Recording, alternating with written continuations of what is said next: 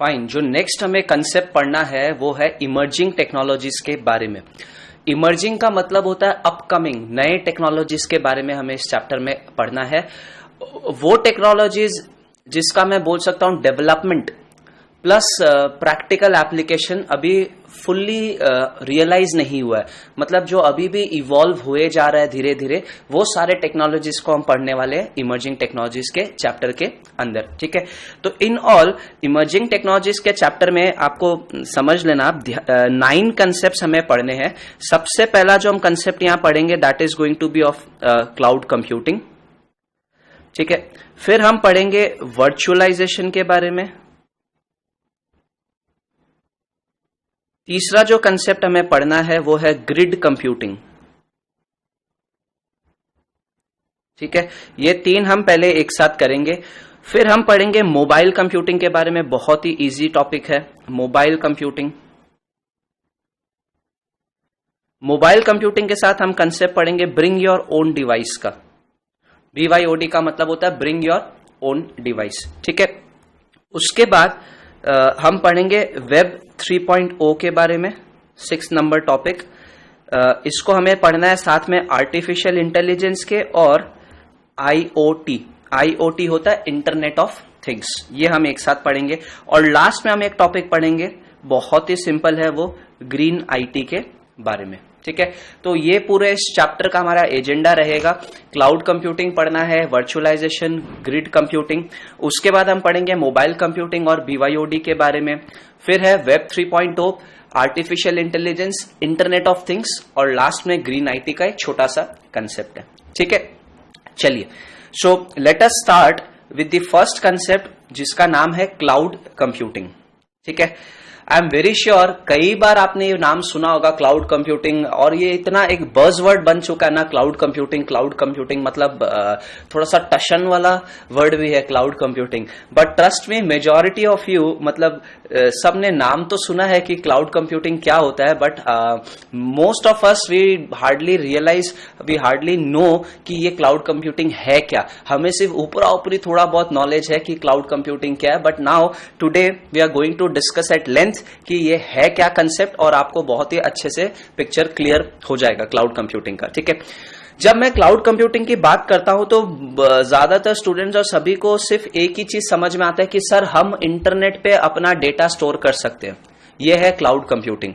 ऐसा आप लोग करते हो ना, जो कोई ड्रॉप बॉक्स में, कोई गूगल ड्राइव पे, और ये सब आप अपने फोल्डर्स, आप अपना डेटा, PDF, वीडियोस, ये सब आप अपलोड करके छोड़ सकते हो। ठीक है, और उसको हम कहीं से भी एक्सेस कर सकते हैं। तो बहुत लोग यही सोचते हैं कि this is what cloud computing is all about, but ऐसा नहीं है। ये जो एक चीज है कि आप अपना डेटा इंटरनेट से कहीं रख देते हो, आप कहीं से भी उसको एक्सेस कर सकते हो, this is just one aspect of cloud computing. But cloud computing इससे बहुत बड़ा कंसेप्ट है, और let us dive into the concept क्या है। और आई होप ये वीडियो के बाद आपको एकदम क्लियर हो जाएगा क्लाउड कंप्यूटिंग क्या है। ठीक है, हम लोग इस वीडियो के अंदर कंसेप्ट पहले मैं समझाने की कोशिश करूंगा, फिर हम लोग देखेंगे कि अपने इंस्टीट्यूट में क्या क्या टॉपिक्स क्लाउड कंप्यूटिंग के अंदर कवर्ड है, and accordingly will discuss all the questions also. Fine, चलिए, क्लाउड कंप्यूटिंग आप पहले ये समझना, यहां पे देखो डेफिनेशन एक क्या लिखा हुआ है, ये पढ़ते हैं, इसके थ्रू मैं आपको कंसेप्ट समझाने की कोशिश करूंगा। लिखा हुआ है cloud computing simply means the use of computing resources as a service through network, typically the internet. The cloud computing simply means use of computing resources as a service through network, typically the internet. ठीक है, ये definition पे फिर से आएंगे, but यहां लिखा हुआ क्या है, cloud computing simply means the use of computing resources, word है एज अ सर्विस और थ्रू अ नेटवर्क जो कि इंटरनेट रहेगा। ठीक है, आप क्लाउड कंप्यूटिंग को मैं पूरा समझाने के लिए लेट अस कंपेयर, एक सिनेरियो में आपको देता हूं, उसको हम कंपेयर करते हैं। ठीक है, पूरा क्लाउड हम इसी से समझ लेंगे। सपोज आपके पास 2 सिचुएशन है कि या तो आपको खुद का कार लेना है, ठीक है, या फिर हम रेंट पे ले लेंगे, या उससे बेटर भी क्या, लेट अस टेक ओला उबर एवरी टाइम। ये 2 सिचुएशंस को आपको इवैल्यूएट करने। ठीक है, ये क्या मैं कहां से किधर लेके गया आपको, हम कार के बारे में डिस्कस कर रहे हैं और ट्रस्ट भी ये थोड़ा सा कंसेप्ट से ही आपको क्लाउड को मैं कनेक्ट कराऊंगा, ठीक है। अब ये हमारे पास सिचुएशन है कि आपको रेंट पे कार लेना है या और भी बेटर है ओला उबर शॉफर ड्रिवन कार आपको मिल रहा है या फिर आपको खुद की कार रखनी है, ठीक है। अब एक चीज मुझे बताओ, ये दोनों डिसीजन जब हमें इन दोनों में चूज करना है तो क्या क्या फैक्टर्स हमें दिमाग में आएगा, ठीक है। अच्छा, जब हम ओन कार की बात करते हैं, हमें अपना खुद का कार खरीदना है, तो मुझे बताओ इनिशियल जो कॉस्ट लगेगा, कार का जो कॉस्ट होगा, जो अपफ्रंट कैपिटल कॉस्ट होगा, वो किसको बेयर करना पड़ेगा? कैपिटल कॉस्ट ऑब्वियसली आप कार खरीद रहे हो तो आपको देनी पड़ेगी कैपिटल कॉस्ट, बिल्कुल। अच्छा, कार को चलाने के लिए जो रनिंग एंड मेंटेनेंस कॉस्ट होगा, रनिंग कॉस्ट हो गया, मेंटेनेंस, उसका बार बार सर्विसिंग, ये सब कराओ, तो मेंटेनेंस कॉस्ट भी किसको बेयर करना पड़ेगा? आपको, ठीक है। And on top of that, ये कैपिटल कॉस्ट के अंदर आप सोचो फिर कार का इंश्योरेंस, फिर कार का रजिस्ट्रेशन कराओ, रोड टैक्स दो, ये सब कई सारे टेंशन है, ठीक है। तो लेकिन मजा तो है ओन कार का, चलो कोई बात नहीं, but at the same time you will have to incur capital cost, maintenance cost, insurance हर साल रिन्यू कराओ, हर साल आपका टाइमली कार सर्विस हो जाना चाहिए, फिर हर 4-5 साल में मान लो आपका नंबर जो आपने लिया है वो एक्सपायर हो रहा है, तो आपको वापस से गवर्नमेंट को टैक्सेस पे के री रजिस्ट्रेशन कराओ, ये सब कुछ रहेगा, ठीक है। ऑन दी अदर हैंड आप अगर रेंटेड कार लेते हो या अगर लेट्स से हम सिर्फ ओला उबर का सर्विसेज लेते हैं, तो पहले मुझे बताओ क्या कार आपका हुआ? क्या कार आपका नहीं है तो क्या आपको उस कार का कैपिटल कॉस्ट देना पड़ेगा? नहीं, ठीक है। क्या उस कार को मेंटेनेंस का कॉस्ट भी आपका है? बिल्कुल भी नहीं है, ठीक है। और लेकिन आपको जिस डेस्टिनेशन पे जाना है वहां पहुंच सकते हो कि नहीं? आपको सिर्फ क्या पे करना पड़ता है सर? रेंट पे करना पड़ता है। बात समझ में आया आपको, ठीक है।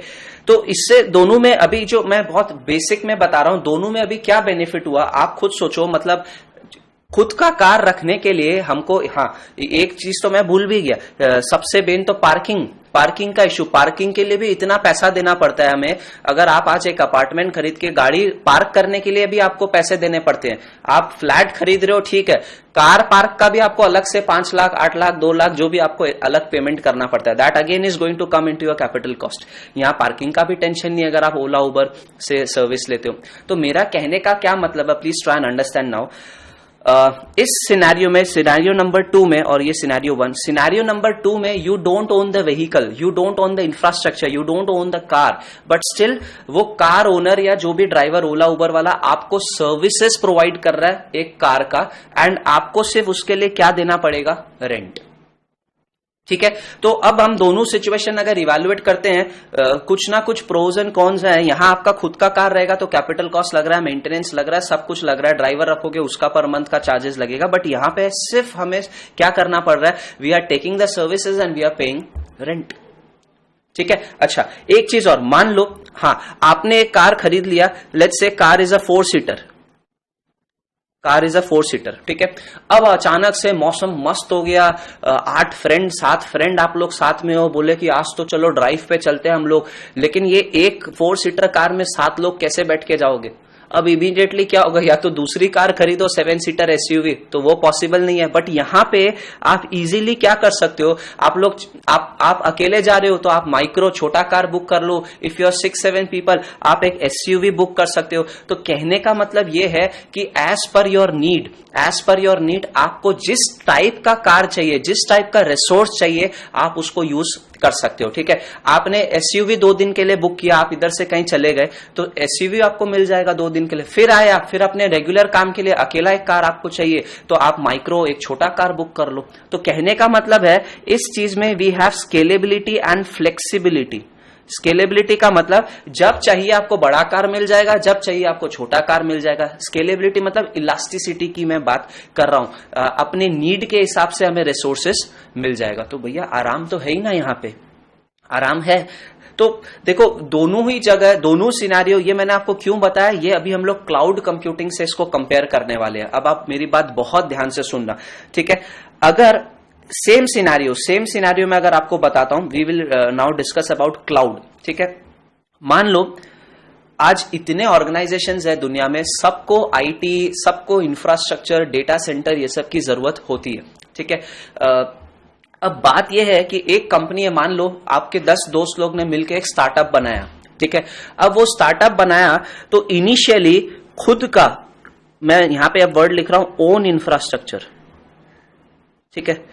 आपने स्टार्टअप बनाया और आप पूरा आईटी का इंफ्रास्ट्रक्चर खुद का रखना चाहते हो। तो अगर जब आप आईटी इंफ्रास्ट्रक्चर खुद का रखोगे तो इनिशियल, आप तो भी नए नए स्टार्टअप हो, इतना फंडिंग वंडिंग ये सब मिलने का भी टेंशन, तो खुद का इंफ्रास्ट्रक्चर के लिए जो कैपिटल कॉस्ट लगेगा उसका आपको टेंशन रहेगा, ठीक है। फिर इसको मेंटेन करो, इसका झमेला, फिर इसको, अच्छा लोगों को चलाना आपको सिखाना पड़ेगा, तो लोगों को ट्रेनिंग दो आपके एम्प्लॉयज को, वो टेंशन। तो बड़ा खुद का इंफ्रास्ट्रक्चर रखने से ये एक इशू है।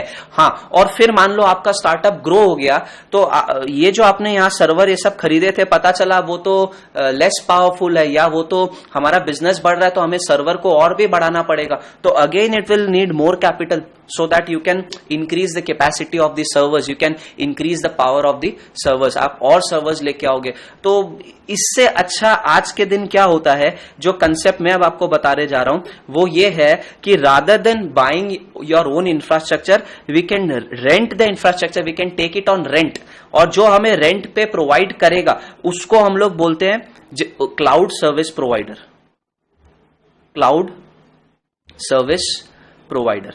बेसिकली अभी ये क्लाउड क्यों बोला मैं आपको बताता हूं। इसमें क्या होगा, वापस देख लो, मैं आपको फिर बता रहा हूं, क्या आपको पूरा इंफ्रास्ट्रक्चर चाहिए, आईटी का पूरा इंफ्रास्ट्रक्चर चाहिए, आपको हार्डवेयर चाहिए, आपको सॉफ्टवेयर चाहिए, आपको नेटवर्क चाहिए, आपको स्टोरेज चाहिए, ये सब कुछ आपको चाहिए इनिशियली, ठीक है। तो rather than buying it yourself, आप ये उन लोग से रेंट पे ले लेते हो, जिन ये सर्विस देने वाले लोग को हम क्या बोलेंगे, क्लाउड सर्विस प्रोवाइडर, ठीक है। रेंट पे ले लेते हो, इसका मतलब सर, रेंट पे लेने का मतलब कि सर आपको यहां कैपिटल कॉस्ट नहीं देना, आपको मेंटेनेंस कॉस्ट नहीं देना, सिर्फ और सिर्फ आपको क्या पे करना, आपको रेंट पे करना है, ठीक है। ये सर्वर, ये सिस्टम, ये आईटी इंफ्रास्ट्रक्चर सर कहां लोकेटेड होगा, ये दुनिया में कहीं पे भी लोकेटेड हो सकता है, और आपको इसको सिर्फ कनेक्ट करने के लिए क्या चाहिए, इस नेटवर्क, इस इंफ्रास्ट्रक्चर से कनेक्ट करने के लिए all you need to have is what, internet. तो मतलब सर ये पूरा आईटी इंफ्रास्ट्रक्चर अब हमारे पास फिजिकली हमारे ऑफिस या हमारे ऑफिस में नहीं होगा, हमारे कैंपस में नहीं होगा, रादर ये कहीं और होगा in different part of the world, but ये रिसोर्स को हम किसके थ्रू कनेक्ट कर पाएंगे, थ्रू इंटरनेट। समझ में आ गया, ठीक है। अब ये बोल रहा है कि सर इसमें रेंट लगेगा, ठीक है, क्या आप इस इंफ्रास्ट्रक्चर को ओन करते हो, नहीं, इसका ओनर तो कौन है, इसका ओनर है क्लाउड सर्विस प्रोवाइडर। तो ये आपको क्यों यूज करने देगा, क्योंकि आप इसको क्या पे कर रहे हो, रेंट, ठीक है। अच्छा, रेंट यूज पे भी कैसे करना है सर, रेंट आपको करना है पे पर यूज, मतलब आपने जितना जितना जैसे जैसे इंफ्रास्ट्रक्चर इनका यूज किया उस हिसाब से आपको रेंट पे करते रहना, ठीक है। सर क्या यहां पे मान लो आपको किसी दिन अपने रिसोर्सेस को बढ़ाने हैं, मान लो अभी तक आप यूज कर रहे थे जो सर्वर या जो भी, मान लो जो एक हार्ड डिस्क इन्होंने आपको दिया हुआ था, लेट्स अज्यूम कि आप 5 TB यूज कर रहे थे, बट अब आपका काम काफी बढ़ गया, अब आपका डेटाबेस काफी बढ़ गया, अब आप इस 5 TB से आप इसको और बढ़ाना चाहते हो, तो इन लोग आपका रिसोर्सेस को तुरंत से क्या करेंगे, बढ़ा देंगे। हो सकता है किसी दिन आपको लगा कि 5 TB से हमारा रिसोर्स कम हो गया, हमारा डेटा कम हो गया, तो इन लोग फटाफट से उसको वापस से क्या कर देंगे, 3 TB 2 TB। तो कहने का मतलब ये है कि ये जो इंफ्रास्ट्रक्चर, ये जो हम क्लाउड की बात कर रहे हैं, ये जो रेंट वाला वर्ड है ना, this is basically what, cloud. ये जो मैं बात कर रहा हूं, इससे क्या समझना आपको कि ये बहुत ही ज्यादा स्केलेबल है। स्केलेबल का मतलब हम अपने नीड्स के हिसाब से जब चाहे रिसोर्सेज बढ़ा सकते हैं, जब चाहे रिसोर्सेज को कम कर सकते हैं, और हमें कितना पे करना पड़ेगा सर, उतना ही पे करना पड़ेगा जितना कि हम यूज कर रहे हैं, ठीक है। तो आप देखो ये जो स्केलेबिलिटी है ना, यहां पे लाना बहुत ही महंगा पड़ेगा। जब चाहे ज्यादा रिसोर्सेज ले आए, जब चाहे कम ले आए, तो ये तो यहां पे नहीं चलेगा। जितना रिसोर्सेज आप बढ़ाओगे आपको उतना कैपिटल कॉस्ट यहां पे इनकर करना पड़ेगा, ठीक है। मान लो आपने ऐसा करके 10 सर्वर खरीद भी लिए, फिर पता चला एक दिन अचानक से आपका काम खत्म कम हो गया, पता चला 3 ही सर्वर यूज आ रहे हैं, बाकी 2 आइडल पड़ा, तो क्या ये ऑप्टिमम यूटिलाइजेशन हुआ क्या रिसोर्सेज का, नहीं हुआ, ठीक है। बट यहां क्या होगा, जैसे जैसे आपको रिसोर्सेज चाहिए ये आपको प्रोविजन करते रहेंगे रिसोर्सेज का। जब रिसोर्सेज नहीं चाहिए तो आप रिसोर्सेज वापस से रिलीज कर सकते हो and you are going to be charged only for what you have used. ये बिगेस्ट एडवांटेज है क्लाउड का, ठीक है। मैं इसको क्लाउड क्यों बोल रहा हूं अब समझना प्लीज, वापस मैं बहुत क्लियर कर रहा हूं पिक्चर। एक तो ये जो क्लाउड मैंने वर्ड बोला ना, इसका मतलब कोई बादल वादल से कोई लेना देना नहीं है। ये जो इंफ्रास्ट्रक्चर है क्लाउड हम इसलिए बोल रहे हैं कि आप इसको कनेक्ट करोगे using the technology, using the network of internet, ठीक है। और इंटरनेट को ना बचपन में आपने अपने स्कूल के बुक्स में भी देखा होगा कि इंटरनेट को कोई भी डायग्राम ये सब में रिप्रेजेंट करते थे ना तो वो एक बादल में ऐसा कर देते थे रिप्रेजेंट, ये ऐसा करके कुछ नेटवर्क डायग्राम बनाना होता था, तो ये हमारा इंटरनेट है। तो ये जो क्लाउड जो नाम है ना ये इधर से ही डिराइव किया गया है, बादल वादल से कुछ लेना देना यहाँ पे नहीं है। Why are we calling it as cloud computing? अब प्लीज वापस से सुन लो, ये जो सेकंड मैंने आपको एग्जांपल दिया, यहां पे एक क्लाउड सर्विस प्रोवाइडर है, ये अपना इंफ्रास्ट्रक्चर, ये इसका बिजनेस है, इसके पास ऐसे खूब सारे इंफ्रास्ट्रक्चर होंगे, ठीक है। ये अपना इंफ्रास्ट्रक्चर आपको यूज करने देगा और आपको सिर्फ उसका रेंटल पे करना है। Are you getting my point? ठीक है सर, हम इनको क्यों रेंट दे, हम खुद भी तो खरीद सकते हैं, खरीदो ना, लेकिन इसमें क्या होगा, बहुत झमेला, इसमें आपको कॉस्ट, कैपिटल कॉस्ट आपको इनकर करना पड़ेगा, आपका मेंटेनेंस कॉस्ट रहेगा। सर आप अगर बहुत पैसे वाले ऑर्गेनाइजेशन हो तो भी करो, लेकिन जैसे जैसे बिजनेस बढ़ेगा आपको नंबर ऑफ सर्वर्स, आपका इंफ्रास्ट्रक्चर भी ग्रो होगा, तो और पैसा आपको इसमें डालते रहना पड़ेगा। इससे अच्छा आज के कंसेप्ट क्या बोलता है कि तुम अपना बिजनेस में ध्यान दो, ये आईटी वाईटी का ध्यान किस पे कौन रखेगा? आपका क्लाउड सर्विस प्रोवाइडर। इनको आपको सिर्फ क्या देना है? रेंट देना है, वो भी कैसा देना है? पे पर यूज, ठीक है। और भी हम कुछ कुछ चीजें इसके बारे में पढ़ेंगे, but for the time being एक बार आप वापस से डेफिनेशन पे आओ। क्लाउड कंप्यूटिंग का डेफिनेशन यहाँ पे क्या लिखा हुआ है उस पे हम आते हैं, फिर मैं आपको अभी सिर्फ हम लोग कंसेप्ट की बात करने वाले हैं। तो cloud computing means the use of word क्या है? Computing resources. कंप्यूटिंग रिसोर्सेज का मतलब सर आपको सीपीयू भी मिलेगा, आपको रैम भी मिलेगा, आपको ऑपरेटिंग सिस्टम भी मिलेगा, आपको हो सकता है अलग अलग टाइप के एप्लीकेशंस भी मिले। आपको जो चीज लेना है रेंट पे आप ले सकते हो, ठीक है। क्लाउड को आप ऐसा समझना ना, एक बहुत बड़ा आईटी का मॉल है, ये आईटी का शॉप हम बोल सकते हैं, आईटी का मॉल, और उसमें कई सारे ऑप्शंस है। आपको जो ऑप्शन लेना है आप ले लो, आप उसके हिसाब से उसका पे करते रहो। समझ में आया? ठीक है। तो cloud computing simply means the use of computing resources. Computing resources का मतलब हो गया सीपीयू, रैम, ऑपरेटिंग सिस्टम हो सकता है, एप्लीकेशंस हो सकते हैं। एज अ सर्विस वर्ड लिखा है, प्लीज ध्यान रखना, वर्ड है एज अ सर्विस। इन रिसोर्सेज को आप ओन नहीं करते, इन रिसोर्सेस को आप ओन नहीं करते। ओन कौन करता है सर? क्लाउड सर्विस प्रोवाइडर, और वो आपको सिर्फ एक सर्विस प्रोवाइड कर रहा है जिसके लिए वो आपसे रेंटल भी चार्ज कर रहा है, ठीक है। So as a service through network, और वो नेटवर्क कौन सा होगा? मैंने आपको क्या कहा कि वो मॉल, क्लाउड के मॉल तक पहुंचने के लिए आपको क्या चाहिए? क्लाउड को शॉप तक पहुंचने के लिए आपको कौन सा नेटवर्क चाहिए? आपको इंटरनेट चाहिए, ठीक है। तो as a service through a network, क्या लिखा है? कौन सा नेटवर्क? टिपिकली द इंटरनेट, ठीक है। एक बार फिर से डेफिनेशन पढ़ते हैं, फिर मैं आपको कई सारे और एग्जांपल्स अभी दूंगा। What is cloud computing? देखो, cloud computing simply means the use of computing resources. हम कंप्यूटिंग रिसोर्सेज यूज कर रहे हैं, हमने खरीदा नहीं, हम यूज कर रहे हैं एज अ सर्विस, और वो उसको यूज करने के लिए कौन सा नेटवर्क चाहिए? आपको इंटरनेट चाहिए। क्लियर है ये? क्या ये रिसोर्सेज हम ओन करते हैं? नहीं जी सर, ये रिसोर्सेज तो वो सर्विस प्रोवाइडर ओन करता है। जैसे गूगल हम बोल सकते हैं, गूगल ड्राइव आप यूज करते हो, अभी जो हमने फर्स्ट एग्जांपल लिया था, सबके दिमाग में जब मैं क्लाउड की बात करता हूं तो सिर्फ और सिर्फ स्टोरेज आता है। तो मैं एक बार उसी से एग्जांपल देता हूं। आप अगर गूगल के ड्राइव पे स्टोर कर रहे हो अपना डेटा, ट्राई एंड अंडरस्टैंड, तो वो डेटा कहीं ना कहीं किसी ना किसी हार्डवेयर में तो है, किसी ना किसी हार्ड डिस्क में है, वो हार्ड डिस्क किसी ना किसी सीपीयू, सर्वर, कंप्यूटर से कनेक्टेड है। तो बेसिकली ट्राई एंड अंडरस्टैंड, आप वो उनका इंफ्रास्ट्रक्चर को ही तो यूज कर रहे हो। That is also a resource. क्या वो रिसोर्स के मालिक आप हो? नहीं, आप तो गूगल 15 GB तक आपको फ्री देता है, उसके बाद अगर आपको यूज करना है तो यू हैव टू पे। और कितना पे करना है? जितना आपका यूसेज हो, पे पर यूज, ठीक है। तो आप गूगल ड्राइव को क्या बिना इंटरनेट कनेक्ट कर सकते हो? बिल्कुल भी नहीं। तो हमें उस ड्राइव तक कनेक्ट करने के लिए, उस कंप्यूटिंग रिसोर्स को कनेक्ट करने के लिए कौन सा नेटवर्क चाहिए? हमें इंटरनेट चाहिए। Are you getting my point? ठीक है, चलो।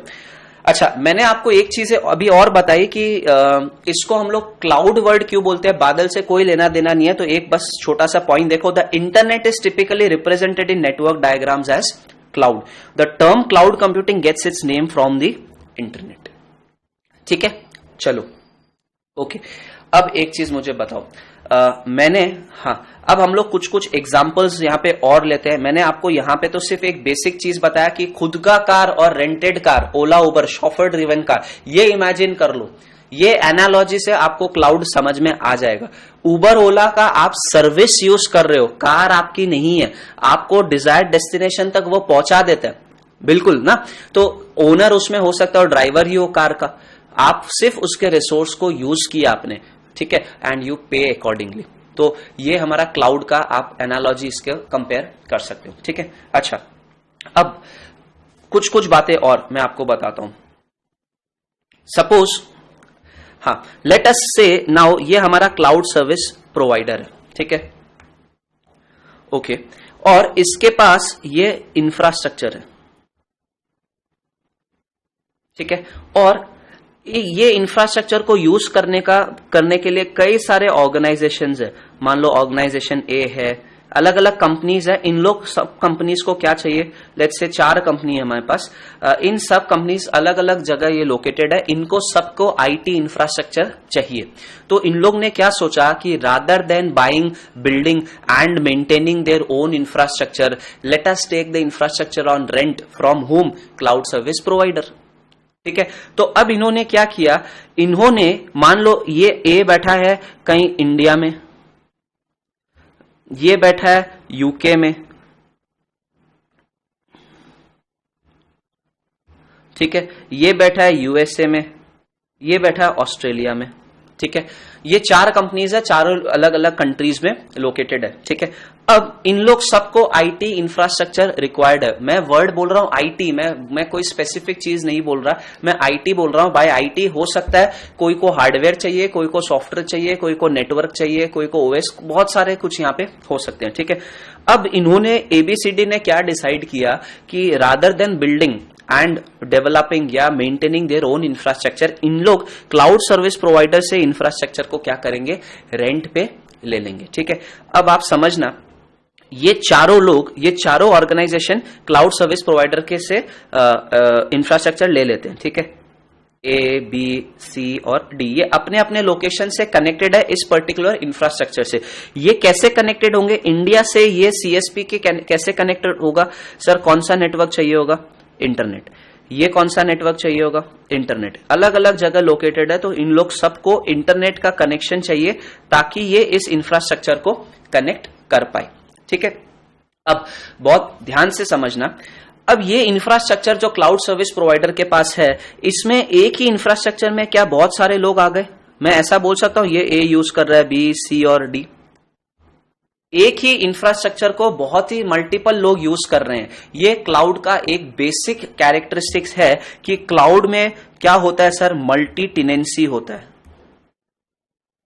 क्लाउड में क्या होता है, मल्टी टेनेंसी। आप खुद सोचो ना, गूगल ड्राइव क्या वर्ल्ड में आप अकेले यूज कर रहे होंगे, बहुत लोग एक साथ इकट्ठा यूज कर रहे हैं ना। तो क्लाउड बेसिकली मल्टी टेनेंसी होता है, उसमें एक यूजर नहीं, वर्ल्ड में बहुत सारे यूजर जो क्लाउड को कनेक्टेड रहेंगे। ठीक है, लेकिन सपोज मेरे एग्जांपल में ये एक हार्डवेयर था, ये सीएसपी के पास ये जो डब्बा मैंने बनाया ये एक हार्डवेयर था, इस एक हार्डवेयर को इतने लोग यूज कर रहे हैं। ठीक है, सो सीएसपी हैज टू एंश्योर कि जितना जो चीज ए के पास है वो बी ना देख पाए। ये ए का अगर एरिया है तो इसमें बी ना जा पाए, ये बी का एरिया है तो उसमें सी ना आ पाए। मतलब they have to maintain confidentiality also. पता है, आइसोलेशन क्लियर होना चाहिए कि ये ए का एरिया, ये बी का, ये सी का, ये डी का। वरना क्या होगा, बी ए का डेटा देख पाएगा, सी बी का डेटा देख पाएगा और सब गड़बड़ हो जाएगा। तो प्लीज ध्यान रखना, ये मल्टी टेनेंसी का जो कंसेप्ट है ये पॉसिबल क्यों हो रहा है क्लाउड में, बिकॉज ऑफ अ टेक्नोलॉजी जिसको हम बोलेंगे वर्चुअलाइजेशन। समझना प्लीज, ये एक टेक्नोलॉजी है जिसको हम बोलेंगे वर्चुअलाइजेशन। वर्चुअलाइजेशन क्या करता है आगे हम लोग अभी नेक्स्ट टॉपिक उसी के बारे में पढ़ेंगे डिटेल में, बट फॉर द टाइमिंग आप क्या समझो, वर्चुअलाइजेशन एक फिजिकल रिसोर्स को, हमारा यहाँ पे कितने हार्डवेयर है, ये सीएसपी के पास लेट्स अज्यूम 1 हार्डवेयर है, एक हार्डवेयर को इसने मल्टीपल लॉजिकल सिस्टम्स में बांट दिया। यहां पे अब कितने सिस्टम हो गए सर, 1 2 3 और 4, मतलब एक फिजिकल डिवाइस को एक टेंजिबल डिवाइस को इसने मल्टीपल लॉजिकल रिसोर्सेज में बांट दिया, ठीक है। और सबसे अच्छी बात, ए इंडिया वाला को मान लो वो बोलता है कि हमें विंडोज चाहिए, तो वो यहां पे विंडोज ऑपरेटिंग सिस्टम यूज कर सकता है। बी बोलता है कि हमें तो लाइनेक्स चाहिए, तो वो यहां लाइनेक्स यूज कर सकता है। मतलब एक ही इंफ्रास्ट्रक्चर में, एक ही फिजिकल सर्वर में मल्टीपल लॉजिकल रिसोर्सेज है। ये मल्टी टेनेंसी है, और मल्टी टेनेंसी क्यों पॉसिबल हुआ क्लाउड में, because of the concept of virtualisation. देखो मैंने अभी तक आपको पढ़ाना शुरू नहीं किया क्लाउड कंप्यूटिंग के बारे में, I am just trying to give you an overview. और ये वर्चुअलाइजेशन के बारे में तो अभी हम नेक्स्ट टॉपिक और भी डिटेल में इसके बारे में पढ़ेंगे, ठीक है। मैं अभी आपको क्या बताया, इस डायग्राम के थ्रू मैं आपको यह बताया कि क्लाउड में बहुत सारे लोग एक साथ क्लाउड को यूज करते हैं, ठीक है। अब सर बात यह है कि कौन सा बंदा क्या यूज करेगा वो भी हम डिस्कस कर लेते हैं, ठीक है। तो सर आप ऐसा समझो कि क्लाउड में हम पूरा का पूरा हार्डवेयर इंफ्रास्ट्रक्चर को रेंट पे ले सकते हैं, ठीक है। क्लाउड में आप लोग जो काम करते हो, जैसे आपने कई सारे सॉफ्टवेयर आप क्लाउड पे यूज कर सकते हो, जैसे गूगल मैप्स हम सब लोग यूज करते हैं, ए पॉइंट से बी पॉइंट में कितना डिस्टेंस है, कितना समय लगेगा, वो सबको देखने के लिए। अब गूगल मैप्स आप यू ट्राई एंड अंडरस्टैंड कि गूगल मैप्स क्या है। गूगल मैप पूरा का पूरा एक सॉफ्टवेयर है जो आप यूज कर रहे हो। क्या वो सॉफ्टवेयर बिना इंटरनेट चलता है? नहीं चलता। ये जो सॉफ्टवेयर है ना, ये आपके फोन पे इंस्टॉल्ड नहीं है, ये सॉफ्टवेयर गूगल के सर्वर पे है। जो मैं गूगल मैप्स की बात कर रहा हूं, ये सॉफ्टवेयर आपके फोन में इंस्टॉल्ड नहीं है, ये सॉफ्टवेयर गूगल मैप्स में, गूगल के सर्वर पे इंस्टॉल्ड है। तो ट्राई एंड अंडरस्टैंड, आप अगर ये गूगल मैप सॉफ्टवेयर यूज कर रहे हो तो which kind of software is this? ये ओएस है या एएस है? दिस इज एएस, ये सबको बात पता है, एप्लीकेशन सॉफ्टवेयर है। क्या ये एप्लीकेशन सॉफ्टवेयर बिना ओएस के चलेगा? नहीं। तो कोई ना कोई इसके नीचे ओएस भी होगा, ठीक है। क्या ये ओएस बिना हार्डवेयर चलेगा? नहीं। तो इसके नीचे कोई ना कोई क्या हार्डवेयर भी होगा।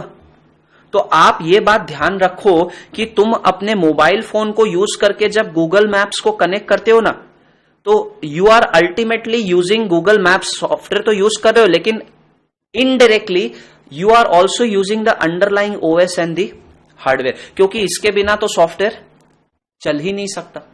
बात समझ में आती है? तो आप देखो गूगल मैप्स को यूज करना, इट इज एन एग्जांपल कि आप क्लाउड में क्या यूज कर रहे हो, you are using a software, और इसको हम लोग बोलते हैं सॉफ्टवेयर एज अ सर्विस, ठीक है। हाँ, मैंने आपको बोला आपके फोन पे फिर जो सर गूगल मैप्स का छोटा सा ऐप है वो क्या है? ध्यान रखना फ्रेंड्स, वो ऐप है, वो बेसिकली कोई गूगल मैप्स का पूरा सॉफ्टवेयर नहीं है, वो सिर्फ एक इंटरफेस है जो आपको हेल्प करता है डायरेक्टली कनेक्ट करने को, किसको? गूगल मैप्स के सर्वर को। आप खुद सोचो ना, आपके फोन में जो गूगल मैप्स का जो ऐप है ना, वो कितना एमबी का है? 18 एमबी, 20 एमबी। आपको लगता है पूरे दुनिया का मैप 18 एमबी, 20 एमबी में सारा डेटा आ जाएगा? नहीं आएगा। और गूगल ने इतने मेहनत से वो सॉफ्टवेयर बनाया है, रोज उसमें अपडेट से सब आता रहता है, वो आपको क्यों देगा? आपके पास पूरा सॉफ्टवेयर नहीं है। The app which you have is just an interface which lets you connect to the Google Maps server directly. और अगर आपके पास पूरा गूगल मैप्स का सॉफ्टवेयर होता तो बिना इंटरनेट भी तो फिर चलता ना। कहां चलता है वो बिना इंटरनेट के? आपका फोन पे गूगल मैप्स जो है बिना इंटरनेट कहां चलता है? नहीं ना। तो आप बहुत सारे सॉफ्टवेयर ऐसा यूज करते हो आज के दिन जिसके चलाने के लिए हमें इंटरनेट चाहिए। फॉर एग्जाम्पल, और भी मैं बहुत सारे एग्जाम्पल्स आपको देता हूं, वो सब सॉफ्टवेयर एज अ सर्विस का एग्जाम्पल है, ठीक है। ये क्लाउड ही तो है।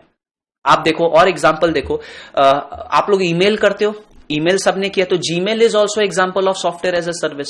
जीमेल करने के लिए आपको इंटरनेट चाहिए, और वो आपको एक सॉफ्टवेयर ही तो प्रोवाइड कर रहा है, जहां पे कंपोज का बटन है, इनबॉक्स है, थ्रैश है, सेंट आइटम्स है, आउटबॉक्स है। आप कंपोज जैसे ही दबाते हो तो टू आ जाता है, सीसी बीसी जो भी आपको वहां पे लिखना है, सब्जेक्ट वो सब आ जाता है, तो वो it is a software running. But क्या वो सॉफ्टवेयर को आप बिना इंटरनेट के कनेक्ट कर सकते हो? नहीं। ईमेल एक्सेस करने के लिए, ईमेल को सेंड करने के लिए, रिसीव करने के लिए आपको इंटरनेट चाहिए। तो वो भी एक एग्जांपल किसका? Software as a service. ठीक है। आप YouTube कर रहे हो, आप वो जियो सावन ऐप है, विंक म्यूजिक है, ये सब से आप गाना सुनते हो direct, that is a software. वो सॉफ्टवेयर और उसका गाना सब कुछ कहां है? जियो सावन या विंक के सर्वर पे है। आप सिर्फ इंटरनेट से उसको कनेक्ट करते हो and you are able to listen to the songs. तो ये एक एग्जांपल है क्लाउड का। ये आपने यहां पे सॉफ्टवेयर डायरेक्टली यूज किया। ठीक है। और एग्जांपल सुनो। मान लो मुझे अपना एक फोटो को एडिट करना है। ठीक है। आजकल कई सारे सॉफ्टवेयर आते हैं, मुझे डाउनलोड करने की जरूरत नहीं है अपने कंप्यूटर में। मैं क्या करूंगा, वो पर्टिकुलर फोटो जिसको मेरे को एडिट करना है, मैं उसको वेबसाइट पे जाके अपलोड करूंगा, वहीं पे सॉफ्टवेयर है, वहीं पे एडिट करूंगा and once the editing is done, मैं नए फोटो को डाउनलोड कर लूंगा। ये एग्जांपल है सॉफ्टवेयर एज अ सर्विस का, ये एग्जांपल है क्लाउड का। मुझे वो फोटो एडिटिंग वाला सॉफ्टवेयर अपने कंप्यूटर में इंस्टॉल करने की जरूरत ही नहीं पड़ी। जीमेल और गूगल मैप्स को यूज करने के लिए आपको वो पूरा सॉफ्टवेयर, ये पूरा गूगल मैप्स का सॉफ्टवेयर आपको आपके कंप्यूटर में या लैपटॉप में इंस्टॉल करने की जरूरत नहीं पड़ती। ये है क्लाउड कंप्यूटिंग। आपने क्या रिसोर्स यूज किया? सर आप तो उनका एप्लीकेशन यूज कर रहे हो, आप उनका ओएस यूज कर रहे हो और अंडरलाइंग हार्डवेयर भी यूज कर रहे हो। ये जब आप एक एप्लीकेशन चलाते हो ना ओवर द इंटरनेट, तो आप ये सब कुछ यूज कर रहे हो। आप कितना गेम्स खेलते हो ऑनलाइन, सब तो इसी के ऊपर बेस्ड है। तो try and understand this is, ये जो मैंने आपको एक एग्जांपल दिया ना, this is just one aspect of cloud computing. ठीक है। और दूसरा एग्जांपल लो। ये एग्जांपल में मैंने आपको क्या समझाया कि हम लोग सॉफ्टवेयर को रेंट पे लेते हैं, रेडीमेड सॉफ्टवेयर हमें मिलता है ऑनलाइन, वो हम रेंट पे ले लेते हैं। और भी एग्जांपल इसका सुन लो। ऑफिस 365, ये आपको और इजी समझ में आएगा। MS Word Excel PowerPoint में हम सभी लोग काम करते हैं, तो rather than buying MS Word Excel PowerPoint and installing it in one particular computer, मैं खरीदने के बजाय मैं क्या करूंगा, सॉफ्टवेयर को रेंट पे ले लूंगा और वो चलेगा कहां पे? माइक्रोसॉफ्ट के सर्वर पे। बात समझ में आती है? सिर्फ और सिर्फ मुझे सॉफ्टवेयर को चलाने के लिए क्या चाहिए अब? इंटरनेट। और सबसे मजे की बात, अगर मैंने MS Word Excel PowerPoint खरीदा होता तो मुझे एक पर्टिकुलर कंप्यूटर में उसको इंस्टॉल करना पड़ता।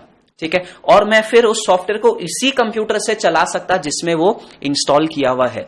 लेकिन अगर मैं ऑफिस 365 यूज करता हूं ना, तो मैं अपने वर्ड एक्सेल पावर पॉइंट को कोई भी लैपटॉप मोबाइल से एक्सेस कर पाऊंगा।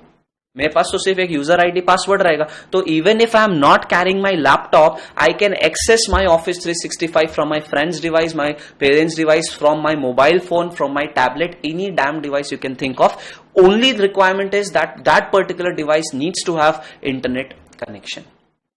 ठीक है। तो ये मैंने जो एग्जांपल्स आपको दिए, ये क्या था कि ये सॉफ्टवेयर आप रेंट पे ले रहे हो। ठीक है। सिमिलरली आप ऐसा सोचो ना कि मुझे बहुत सारा हार्डवेयर चाहिए, हार्डवेयर, मैं ऐसा काम कर रहा हूं कि मुझे काफी बड़ा इंफ्रास्ट्रक्चर चाहिए और मेरे पास इतना पैसा नहीं है कि मैं यह इंफ्रास्ट्रक्चर खुद से बनाऊं। ठीक है। तो क्या होगा, मैं सेकेंड इंस्टेंस जो आपको दे रहा हूं, इसका नाम है infrastructure as a service. Infrastructure मैं क्या करूंगा, सिर्फ और सिर्फ इन हार्डवेयर को क्या कर सकते हैं, हम लोग रेंट पे ले लेंगे और मैं इसको मान लो इंडिया से बैठ के ये हार्डवेयर, ये सर्वर होगा या जो भी रहेगा, नेटवर्क रहेगा, उसको मैं सिर्फ यूज करूंगा। ठीक है। अब इस हार्डवेयर के ऊपर कौन सा ओएस डालना है, ये कौन डिसाइड करूंगा? ये मैं डिसाइड करूंगा। फिर इसके ऊपर हमें कौन कौन से एप्स डालने हैं, वो भी मैं डिसाइड करूंगा। तो basically I am only renting what portion, I am only renting the hardware portion. तो इसको हम लोग बोलेंगे infrastructure as a service. Are you able to get this? तो आपको ये मन में आएगा एक बात कि सर हम ज्यादा सर्विस किस में ले रहे हैं, बड़ा सर्विस और हार्डवेयर यहां रेंट पे ले रहे हैं और यहां पे तो हम सिर्फ सॉफ्टवेयर ले रहे थे। बट ऐसा नहीं है। ट्राई एंड अंडरस्टैंड, ज्यादा सर्विसेज आप इसमें ले रहे हो, क्योंकि अगर आप सॉफ्टवेयर को रेंट पे ले रहे हो ना, try and understand, you are using the underlying OS also and you are using the underlying hardware also. But यहां पे हम सिर्फ और सिर्फ क्या चीज को रेंट पे ले रहे हैं, हार्डवेयर को। हम अपने पसंद से OS को डालेंगे और अपने पसंद से जितने हमें एप्लीकेशंस डालने हैं उसको हम डालेंगे। बट अब क्या होगा, ये हार्डवेयर मेरा नहीं है, मैंने सिर्फ इसका रेंट दिया है। इस हार्डवेयर का कैपिटल कॉस्ट कौन बियर करेगा? Cloud service provider. इस हार्डवेयर का मेंटेनेंस कॉस्ट कौन बियर करेगा? Cloud service provider. इसको चलाने का इलेक्ट्रिसिटी, बैकअप, जितने कंट्रोल्स चाहिए वो सब कौन लगाएगा? सबका सब सीएसपी लगाएगा। Are you able to get this? So ये क्लाउड कंप्यूटिंग है, और सिर्फ अपना डेटा क्लाउड पे रख देना इज नॉट क्लाउड कंप्यूटिंग। हम क्लाउड कंप्यूटिंग पे बहुत सारे रिसोर्सेज यूज करते हैं as a service. Let's go through the definition once again. मैंने क्या बोला? क्लाउड कंप्यूटिंग में हम क्या यूज कर रहे हैं? The use of computing resources as a service. As a service क्यों? क्योंकि we don't own the infrastructure, it is owned by the CSP and we are just using the resources by paying rent. ठीक है, तो cloud computing एक definition solid कर लो। It simply means the use of computing resources as a service through networks, typically the internet. ठीक है, okay. ये भी मैंने पॉइंट आपको बता दिया कि क्लाउड नाम कहां से आया, क्योंकि बचपन में the internet is typically represented in network diagrams as a cloud. The term cloud computing gets its name from internet. ठीक है, अब मैंने ये बात आपको पॉइंट नंबर 3 पढ़ो। Cloud computing is a combination of software based and hardware based computing resources. क्या software भी आप यूज कर सकते हो? बिल्कुल, आपको रेडीमेड सॉफ्टवेयर मिल सकता है, आप उसको डायरेक्टली यूज करो। आपको सिर्फ हार्डवेयर चाहिए, आप हार्डवेयर यूज करो। तो it is a combination of both software based and hardware based computing resources delivered through a network service. और ये नेटवर्क सर्विस कौन सा है सर? हमारा इंटरनेट। ठीक है, ओके, ये बात समझ में आती है आपको? चलिए, ठीक है, ओके। अब एक बार हम पहले यहां पे ये पॉइंट पढ़ेंगे कि क्लाउड कंप्यूटिंग में क्या फायदा है। देखो, with cloud computing companies can scale up to massive capacities in an instant. अगर आपका रिक्वायरमेंट तुरंत बहुत ज्यादा बढ़ गया, मान लो आपका बिजनेस अचानक से बहुत बढ़ गया, तो आपको और सर्वर्स ये सब खरीदने की जरूरत नहीं है, आपको और पैसे कैपिटल कॉस्ट लगाने की जरूरत नहीं है। आप तो सिर्फ क्या करोगे? आप नए रिसोर्सेज रिक्वेस्ट कर लोगे, only you have to pay the rental. ठीक है, okay. So with cloud computing companies can scale up to massive capacities in an instant without having to, word क्या है? आपको नए इंफ्रास्ट्रक्चर में इन्वेस्ट नहीं करना। अच्छा, आप इंफ्रास्ट्रक्चर खरीद के लाते तो उसको चलाना कैसे, उसका मेंटेनेंस कैसे होगा, उसको लोगों को आपको सिखाना भी पड़ता, ट्रेनिंग, तो ये कॉस्ट भी बच जाएगा। मैंने आपको ये बोला कि आप MS Word, Excel, PowerPoint खरीदने के बजाय उसको भी आप क्या कर सकते हो? रेंट पे यूज कर सकते हो। तो खरीदने में जो आपको लाइसेंस कॉस्ट देना पड़ता, जब आप सॉफ्टवेयर खरीदते हैं पैकेज सॉफ्टवेयर, तो आपको लाइसेंस कॉस्ट देना पड़ता है ना, तो वो भी आपका क्या होगा? बच जाएगा। तो ये लाइसेंस कॉस्ट भी बच गया। ठीक है, तो with cloud computing companies can scale up to massive capacities in an instant without having to invest in new infrastructure. Training नहीं देना पड़ता लोगों को, और लाइसेंस की का पैसा भी हमारा बच जाएगा। ठीक है, ओके। अभी भी कंसेप्ट में बहुत कुछ बाकी है क्लाउड में। हम अभी इसका कैरेक्टरिस्टिक जब पढ़ेंगे तो आपको और क्लियर हो जाएगा। ठीक है, so let's understand the characteristics of cloud computing. उसके बाद दोबारा I will come to the basics वाला टॉपिक, और उसको एक बार हम लोग रीड करेंगे। Now let us understand the characteristics of cloud computing. और इन कैरेक्टरिस्टिक्स को पढ़ते हुए, समझते हुए आपको ओवरऑल क्लाउड का कंसेप्ट भी और क्लियर होगा। ठीक है, सो फर्स्ट कैरेक्टरिस्टिक है इलास्टिसिटी एंड स्केलेबिलिटी। मैंने आपको कहा था कि क्लाउड में जब चाहे हम रिसोर्सेज अपने नीड के हिसाब से बढ़ा सकते हैं और अपने नीड के हिसाब से कम भी कर सकते हैं। रिसोर्सेज का मतलब, सर मैं जब चाहूं अपना स्टोरेज बढ़ा सकता हूं, जब चाहूं अपना प्रोसेसर को अपग्रेड कर सकते हैं, जब स्टोरेज का काम खत्म हो गया तो वापस से वो स्टोरेज को हम रिलीज कर सकते हैं। तो कहने का मतलब है कि क्लाउड कंप्यूटिंग में, आपको याद है वो एनालॉजी जो मैंने आपको एक्सप्लेन किया था कार वाला, खुद का कार खरीद लिया, तब तो मान लो आपने एक छोटा कार खरीद लिया 4 सीटर, तो अब आपको तो उसी में जैसे तैसे भी सब कुछ 2-4 साल तो निकालना पड़ेगा। लेकिन अपन ने वो रेंटल वाले में एक एग्जांपल पढ़ा था ना, कि मान लो 6-7 फ्रेंड मिलके अचानक से मन बना लिए कि इधर जाते हैं, तो we can book an SUV, right? So we have that scalability, जब चाहे जैसा रिसोर्स हमें चाहे वो हमें मिल सकता है। ठीक है, तो इलास्टिसिटी एंड स्केलेबिलिटी में देखो अंदर क्या लिखा हुआ है। Cloud computing services give us the ability to expand, please word ध्यान रखना, जब चाहे हम रिसोर्सेज एक्सपैंड कर सकते हैं एंड रिड्यूस भी कर सकते हैं resources according to the specific user का रिक्वायरमेंट। फिर से मैं लाइन पढ़ रहा हूं, cloud computing gives us the ability to expand and reduce the resources according to the specific service requirement. For example, we may need a large number of server resources for duration of a specific task. कोई एक काम करने के लिए मान लो हमने अपने portal पे सेल लगाया और सेल लगाया तो बहुत सारे कस्टमर्स आ गए, तो ड्यूरिंग द सेल पीरियड हो सकता है हमें एडिशनल सर्वर्स चाहिए हो. जैसे ही सेल खत्म होगा we can release this servers resources after we complete our task. ठीक है, तो स्केलेबिलिटी में क्या ध्यान रखना है, इलास्टिसिटी एंड स्केलेबिलिटी में जब चाहे हम अपने रिसोर्सेज बढ़ा सकते हैं, जब चाहे रिसोर्सेज कम भी हो सकता है. आपको प्रैक्टिकली मैं दिखाता हूं ये हम लोग कैसे कर सकते हैं. यहां पे एक वेबसाइट है एंटरप्राइज क्लाउड जो इंफ्रास्ट्रक्चर रेंट पे हमें देता है. इसमें देखो लाइव हम लोग वर्क करते हैं. ये देखो ये एक पूरा का पूरा कंसोल जैसा यहाँ पे ओपन अप हो गया.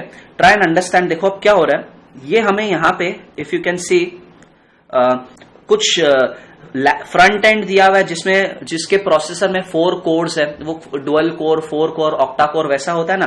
8 GB रैम है, 1 हार्ड डिस्क है. फिर यहाँ पे राइट साइड में देखो जहां पे मेरा ये एप्लीकेशन सर्वर हमें दिया हुआ है, 8 कोर्स है, 16 GB यहाँ पे रैम है. अब देखो मैं इसको सिलेक्ट करता हूं एप्लीकेशन सर्वर, तो राइट साइड में यहाँ पे एप्लीकेशन सर्वर के बारे में आ गया. अब देखो नंबर ऑफ कोर्स यहाँ आप जितना चाहे अपने हिसाब से इसको हम लोग बढ़ा भी सकते हैं, या ये जो रैम है इसको अगर मुझे बढ़ाना है तो 16.25, 16.5 कितना रैम चाहिए देखो मैंने बढ़ा दिया. मेरे को ज्यादा काम आया तो मैं रैम को क्या किया, बढ़ा दिया. फिर मेरे को काम कम हो गया तो मैं रैम को वापस से कम कर दिया. ठीक है, ऐसे ही आपको देखो ना सर्वर, यहाँ स्टोरेज है, ये 1 हार्ड डिस्क लगा हुआ है यहाँ पे, तो एक और हम हार्ड डिस्क लगा सकते हैं. हार्ड डिस्क का कोई नाम दे दो. कितना साइज का चाहिए सर, हमें 15 GB का हार्ड डिस्क चाहिए. चलो क्रिएट हार्ड डिस्क हो, तो सर देखो एक लेफ्ट में हार्ड डिस्क यहाँ पे क्रिएट हो गया. तो कहने का मतलब ये है, ये जो मैं आपको दिखा रहा हूं ना, ये स्केलेबिलिटी है. हम जब चाहे रिसोर्सेज हम ऐड कर सकते हैं, जब चाहे रिसोर्सेज कम हो सकता है. तो आप क्या क्या रिसोर्सेज यहाँ पे हम कोर मतलब इज योर प्रोसेसर. देखो ना ड्रॉप डाउन से आप कौन सा प्रोसेसर आपको चाहिए वो भी ले सकते हो. We have the option. आपको शायद इतना क्लियर ये दिख नहीं रहा होगा, देखो अब जूम करता हूं मैं. AMD प्रोसेसर है, आप इंटेल भी ले सकते हो. चलो हमने इंटेल ले लिया, ठीक है, ओके इंटेल कर दिया. अब इसमें कितना कोर्स हमें चाहिए वो हम सिलेक्ट कर सकते हैं. यहां लिखा ना 8 कोर इज इक्वल टू 16 कुछ जो भी. रैम आप बढ़ा सकते हो. सो ये हो गया सेटिंग्स. स्टोरेज में देखो, स्टोरेज में मैंने यहाँ पे CD रोम अगर लगाना है हम वो लगा सकते हैं, हार्ड डिस्क लगाना है हम वो लगा सकते हैं. इधर मेरे पास लेफ्ट में ये ऑप्शन आ ही रहा था CD रोम का, हार्ड डिस्क का. मान लो इसमें भी 2 हार्ड डिस्क ऑलरेडी लगे हुए, क्या मैं एक और हार्ड डिस्क ऐड कर सकता हूं, देखते हैं. Create and attach SSD hard disk. चलो एक और हार्ड डिस्क ऐड कर देते हैं 10 GB का, क्रिएट हार्ड डिस्क. तो अब यहां देखो 3 मेरे पास हार्ड डिस्क आ गया. तो प्राइमरी स्टोरेज बढ़ा सकते हैं, प्रोसेसर बढ़ा सकते हैं, नेटवर्क आप बढ़ा सकते हो. ये देखो LAN ऑलरेडी लिखा हुआ है, LAN 2, LAN 1, ठीक है. तो LAN मतलब इज योर नेटवर्क, तो नेटवर्क भी हमें यहाँ पे मिल रहा है. नेम कर सकते हैं हम LAN का. ये LAN 1 जो है ये इंटरनेट से कनेक्टेड है. सो ये सब चीज आप देखो, और जैसे ही आपका काम हो गया, आपको जो जो चेंजेस करने हैं आप यहाँ प्रोविजन कर दो चेंजेस, ये बटन क्लिक कर दो, तो आपको रेंट उस हिसाब से पे करना पड़ेगा. Once you are done with the work, वापस से ये आपको हार्ड डिस्क अगर नहीं चाहिए इसको आप हटा दो, इसको हम चेंजेस कर पाएंगे. I you will to understand this. So this is what makes the cloud a scalable system. Word क्या ध्यान रखना सर, स्केलेबल में कभी भी चाहे रिसोर्सेज एक्सपैंड कर सकते हैं और रिड्यूस भी कर सकते हैं. ठीक है, ये एक मैंने ट्यूटोरियल नोट दिया, ये एग्जांपल दिया है, आपको एग्जाम में नहीं याद लिखना है, but just for your understanding कि क्या है. देखो, scalability is the ability of a system या नेटवर्क या process to handle a growing amount of work in a capable manner और its ability to be enlarge to accommodate that growth.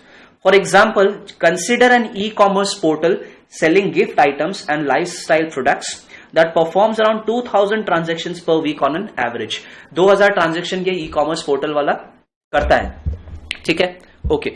The same portal can experience a rapid surge in the number of hits going up to 2 million transactions during the festive season के time पे हो सकता है 2 million transaction पहुंच जाए.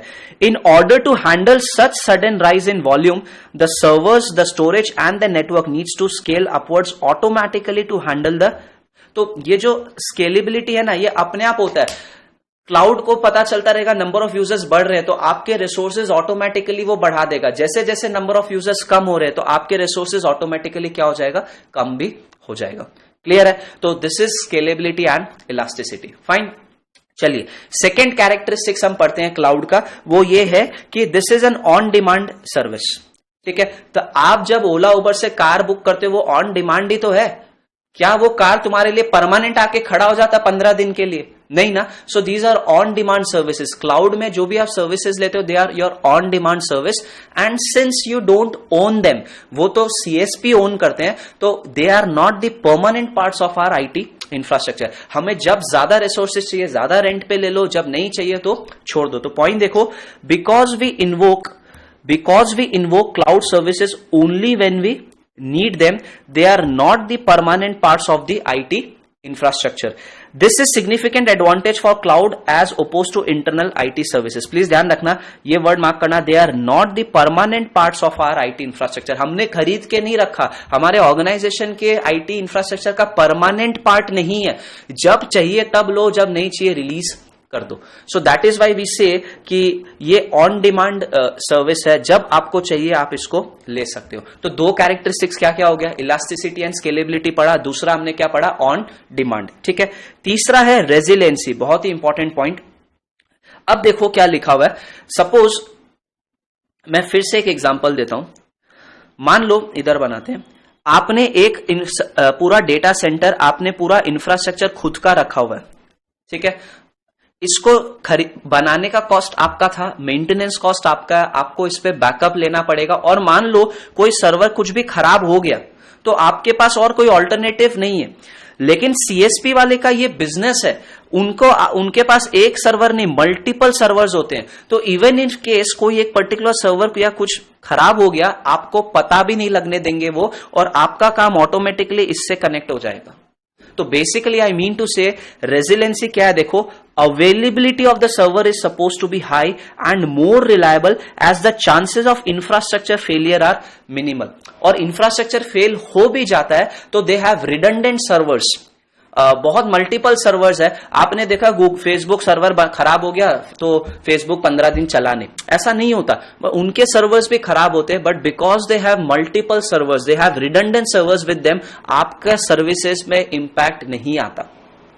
आई able to get this? Fine. तो point देखो क्या लिखा हुआ, मैंने एक ट्यूटोरियल नोट दिया, वो समझो। यहां दो वर्ड आपको पहले रेजिलेंसी में ध्यान रखना है, क्या कि सर्वर का availability high and they are more reliable. Availability क्यों हाई है सर? क्योंकि सर इन लोग अपना इंफ्रास्ट्रक्चर को बेटर मैनेज कर पाएंगे। ठीक है, चांसेस ऑफ फेलियर बहुत कम होगा, और सर फेलियर अगर हो भी जाता है तो they have multiple servers with them, आपके सर्विस में कोई इंपैक्ट नहीं आएगा। ठीक है, सो सर्विस अप टाइम मतलब डाउन टाइम का उल्टा। अप टाइम मतलब इन लोग क्लाउड वाले गारंटी देते हैं कि आप हमारे सर्विसेज लो तो हमारा 99.9999% सर्विस अप टाइम, मतलब फेलियर होने का चांसेस ही नहीं है। तो service up time in most cases क्या है, it is guaranteed, providing in that way continuous availability of resources. अब क्या लिखा है देखो, the various cloud vendors typically use, ये मेन रीजन है देखो, use multiple servers for maximum redundancy. मतलब इनके पास मैक्सिमम बहुत सारे सर्वर्स है, ये सर इनका धंधा है, बिजनेस है, तो इनके पास तो 10, 20, 50 लाखों सर्वर्स होंगे। आप तो जब खुद अपना इंफ्रास्ट्रक्चर लगाओगे, एक सर्वर रख लिया, 2 रख लिया, और कितना रखोगे, और उन 2 में खराब हो गया तो बैठे रहो जब तक वो बंदा एएमसी वाला आएगा नहीं, ठीक करने नहीं आएगा। तो उस केस में आपका डाउन टाइम हो सकता है, but in case of cloud chances of down time is minimal. इन लोग कितना अप टाइम आपको गारंटी कर रहे हैं, देखो ना, इतना अप टाइम, और क्या चाहिए जीवन में। ठीक है, so in case of system failure, इनके यहां सिस्टम फेल हो भी जाता है तो alternative instances are automatically spawned on the other machines. मैंने कहा ना, एक सिस्टम खराब हो भी गया तो आपको तुरंत इससे कनेक्ट कर दिया जाएगा, आपका वर्क इस पे माइग्रेट कर दिया जाएगा और आपको पता भी नहीं चलेगा। This is the power of cloud computing, right. So 3 point हमने क्या क्या पढ़ लिया, 3 कैरेक्टरिस्टिक्स। सबसे पहला मैंने आपको बताया इलास्टिसिटी एंड स्केलेबिलिटी, उसके बाद ऑन डिमांड, मतलब these are not the permanent parts of our IT infrastructure. तीसरा वर्ड है रेजिलेंसी। सर रेजिलेंसी में 2 वर्ड ध्यान रखना, और ये पॉइंट जो है ना, ये एग्जाम में स्टूडेंट भूलते भी है, इसको खासकर ध्यान रखना है। रेजिलेंसी का मतलब chances of availability and reliable भी ये ज्यादा है। ठीक है, उसके बाद है मल्टी टेनेंसी। क्या मैंने आपको थोड़े देर पहले ये समझाया था कि क्लाउड में सर मल्टीपल यूजर्स कनेक्टेड रहते हैं। ये देखो, ये अपन ने समझा था मल्टी टेनेंसी रहेगा, लेकिन एक टेनेंट को दूसरा का काम ना दिखे उसके लिए प्रॉपर हमारे पास क्या होना पड़ेगा, आइसोलेशन होना पड़ेगा।